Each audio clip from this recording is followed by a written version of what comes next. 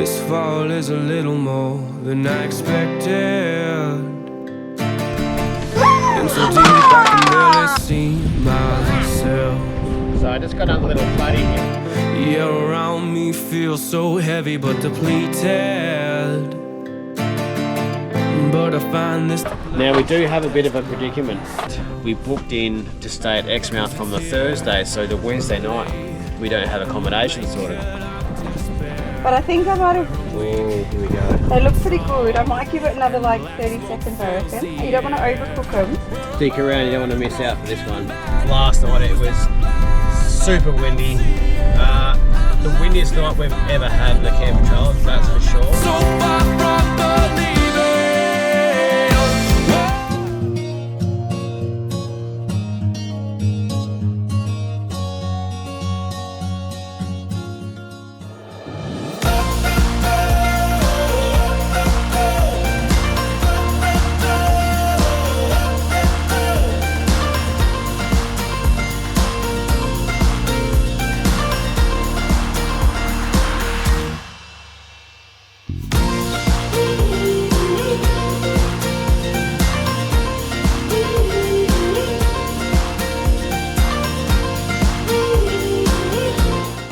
Rightio, so got that sorted out, and myself and Zach are just going to have a quick flick on the beach here now. There was a guy I was talking to back there at the dump point that he'd just been a bit at winter abandon for the last week or so, and normally there's a lot of sea life, a lot of fish, a lot of turtle and those types of things, but there's just not much around the moment, which is a bit of a bugger. But I needed to see a school of fish out here before, so we'll have a crack. And then the weather's calmed down a little bit today. It's actually quite nice, so we finally got a break in the weather. So today we're going to try and suck the guts out of it, and there's a reef up a little bit further. We're going to get out and do a snorkel, and we're going to check out the whaling station as well. So stick around. We're going to try and do as much as we can today. Hey guys, it's me. We are going to have a fun ride on a paddleboard. It's also blow-up paddleboard, I should say. Let's go through it. Show them what's around.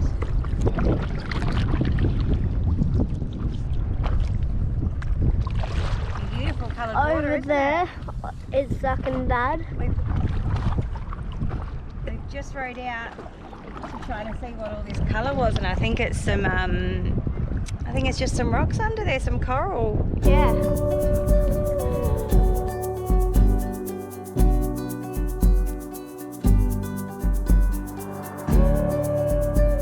Okay, no luck fishing. We're just going to head up the beach here now and check out the reef.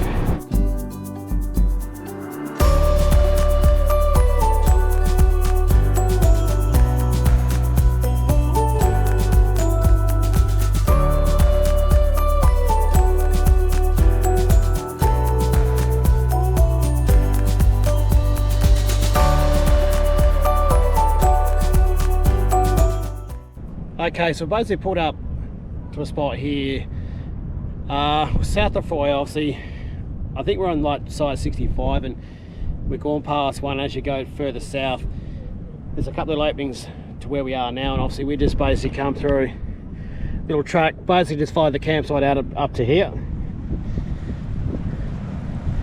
As you see here, there's a couple of boats down there, but we're coming down here because this end's all reefy. This was where we're going to be able to do some snorkeling. Nice big sand hill there, so if you got a couple of bits of cardboard or bodyboards, you want to do some slide down the hill, that'd be the go. And obviously people have got some things set up down here, but we're going to try and get in a little spot down here and have a dip and get out the back there and see how we go.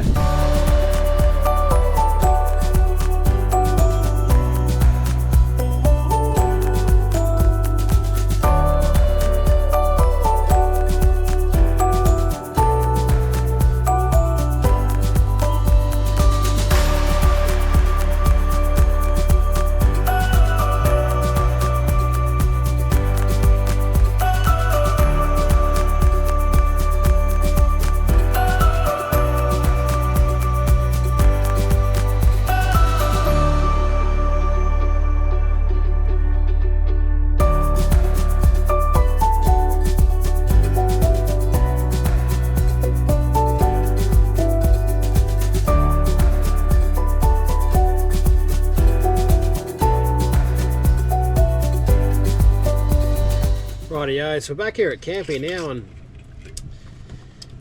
well, feels like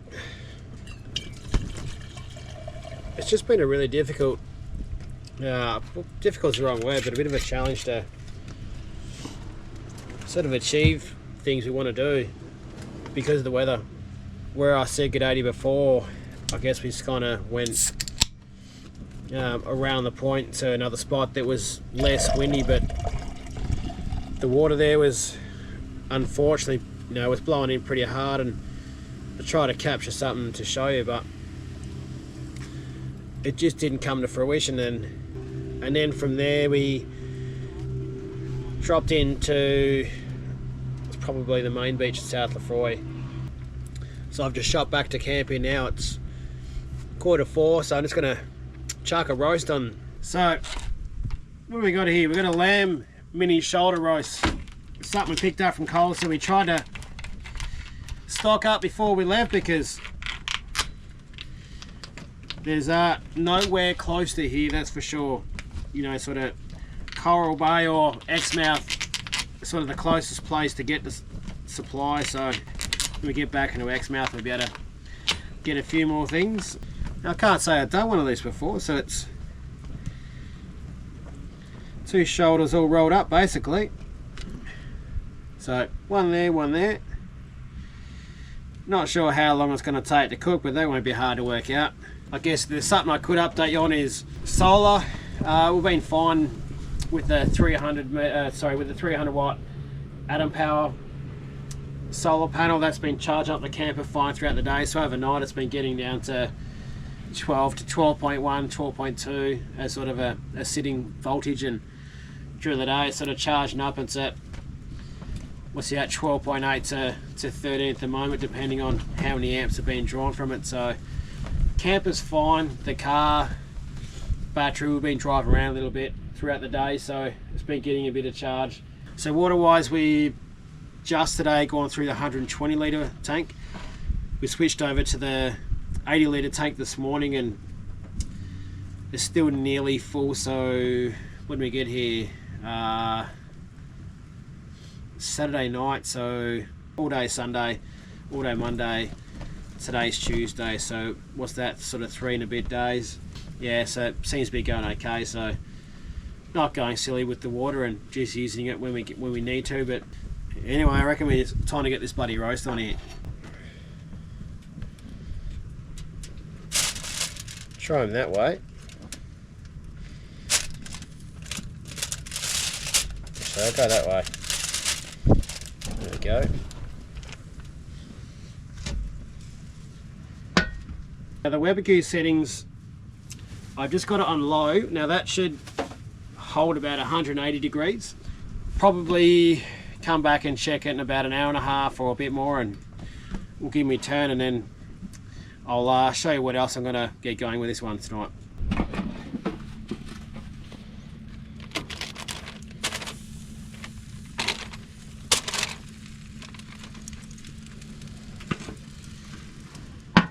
Rightio, so the roast is going along here now, and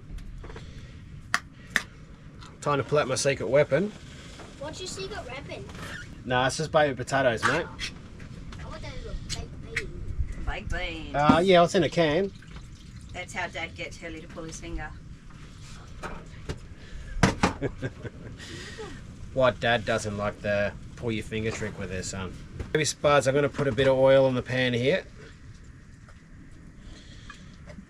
I was actually going to cut them in half this time.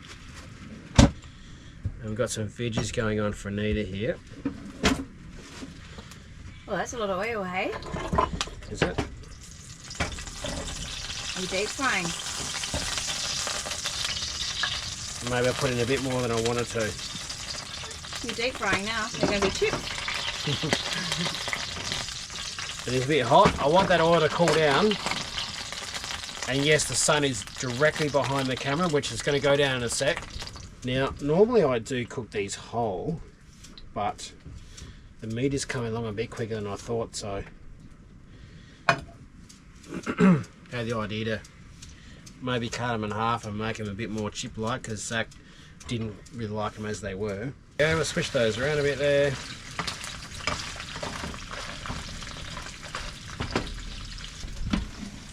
There's the meat there coming along very nicely. So another half an hour or so and I reckon that'll be done.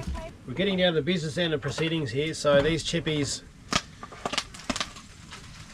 are coming along well, but one thing about these baby spuds is they do bloody spit and make a bit of a mess. So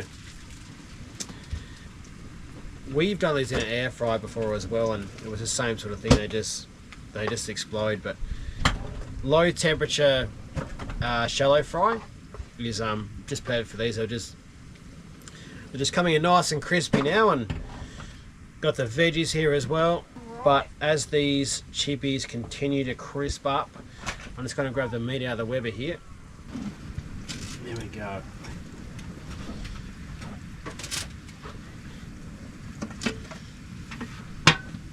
Might sneak a bit for myself. For quality control reasons, of course. Now, for those of you that have told me, you know, you're not the best cooks and would like to see some of these things here, that was very easy to make. So well, you basically see me cut the meat out and put it in there, put it in for about, so the meat's been in about, well, 2 hours. All I did was, sorry to show these guys. So there you go, just some veggies there for neats. That's mine there. Like, you can do whatever you want with it. Clearly you've seen me put parsley, bacon, those types of things in there. With a bit of aioli, yeah, you can do gravy, or do nothing with it. Do whatever you want, but that's very easy to do. Grab yourself a can of baked baby spuds when you camp, to take when you camp, and we use these a lot, and they're still a winner. And obviously the barbecue, you can buy the small ones as well. They're nice and easy as well, and you give yourself plenty of time. But we're going to get into this one now, and we'll check back with you in the morning. I think we're going to go enjoy some friends for some drinks here tonight, and we're just going to enjoy the night here. The weather has primed up. We have been debating off camera whether we stay here another night or we head up to another spot. We're not too sure. We'll probably get back to the morning. We'll let you know how it goes.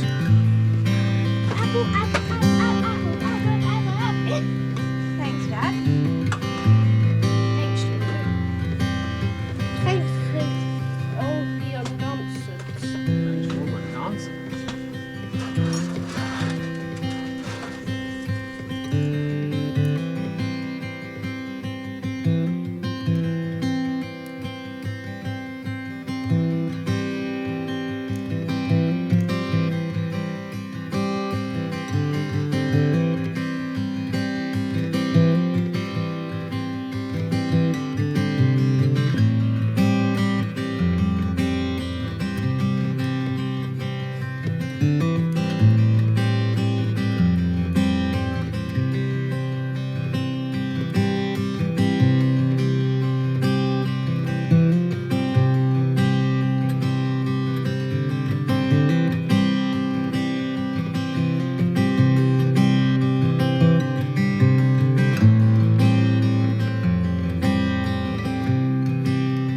Well, good morning, and today is a deluxe day. There is no rend or no wind, no rend. I'm not sure what rend is, but there's not much wind. Let's take a quick look down the beach here this morning. I just jumped in for a quick dip when I first got up this morning to freshen up, and there was I was seeing this big long bloody stingray tail, which, well, that's what it looked like anyway. And next thing you know, I watched this thing sort of swim off.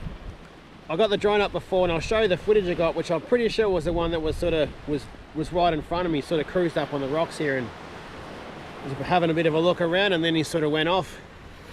That was a bit of a buzz, but the weather has come good. It is absolutely bloody beautiful. Only downside at there being no wind is everything's got a bit of dew in it, so there's sort of mixed with dew and sand, so everything's bloody really sticky and really dirty.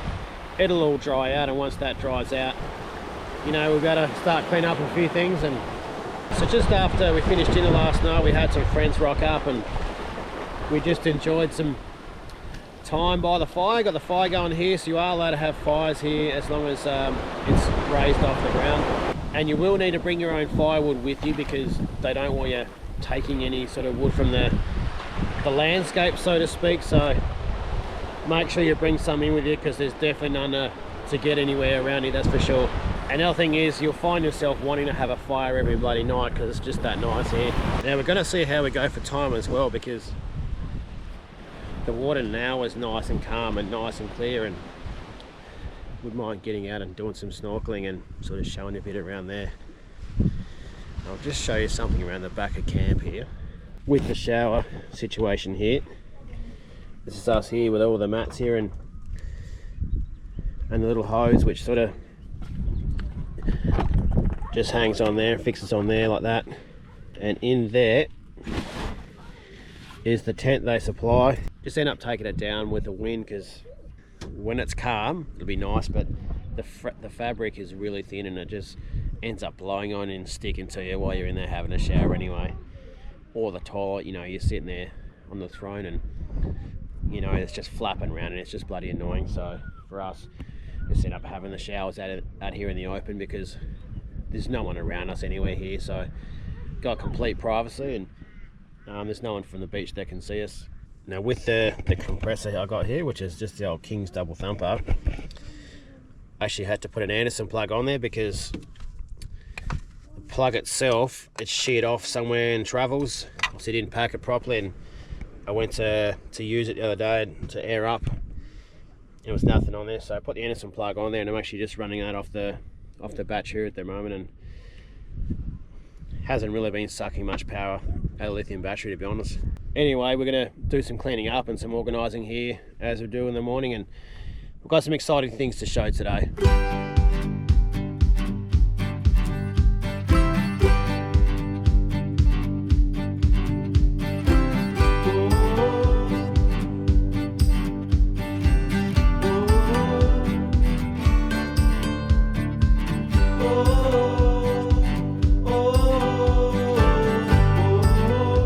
Okay, so we're at Yardie Creek now. We packed up, well, it's about an hour drive up that track there, and I've got to be honest with you, I never want to do it again. It's a bloody horrible road. I don't know, man, it's pretty hard to describe, but there's a lot of corrugations, there's a lot of really bad rocky bits, you know, like a lot of basically a lot of spots you just have to crawl over. A lot of dips, and then there's actually some sort of real sandy spots as well, and there's plenty to keep your attention, that's for sure. Crossing Yardie Creek before, so we came through here a couple of days ago, and sorry, that's a bit rude. Yeah, when we came through a couple of days ago with the car, we got through without any problems at all, but you could tell you can't get too bloody confident there because you're going to be in trouble, and so running the tyres at 30 psi because we actually want to, you know, be able to run at a decent clip, and the front's at 25 psi, so we're not sort of at the right tyre pressures for sand driving as such, and that's exactly what it is at the moment. There's no water there, but it's sandy and boggy as, and literally got stuck about 10 meters before the end there, but managed to do a bit of to and fro, and then managed to get ourselves up there without having to dig ourselves out, which was nice because after that drive, man, it's a pretty taxing drive. It's not fun. It just takes a lot of concentration, and you know, you got to sort of have your wits about you, otherwise you could, you know, come unstuck pretty quickly. Now here at Yardie Creek there is facilities here. Yeah, there is toilets just down over there. There's bins here at the moment, so see our bin stuck on there, so we actually got a few bags of rubbish to get rid of now. So with Sth Lefroy, you gotta, you know, everything you take in you got to take out. You can't leave anything there at all, and everything's held up pretty well. Just gonna have a quick chat with Anita here. It's lunchtime here at the moment, so we're not due to check in to our next camp maybe from 2 o'clock, but there is something very close to here we wanted to check out. So I'll tell you what, I was just about done with my checks and I had a quick look up at the camper here, and you can see just through there, there's looks like the straps for the bikes snapped off, and those bikes have been, not sure how long they've been swinging for.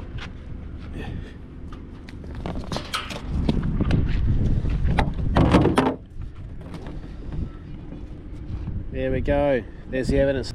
Those bikes have just been swinging there, not sure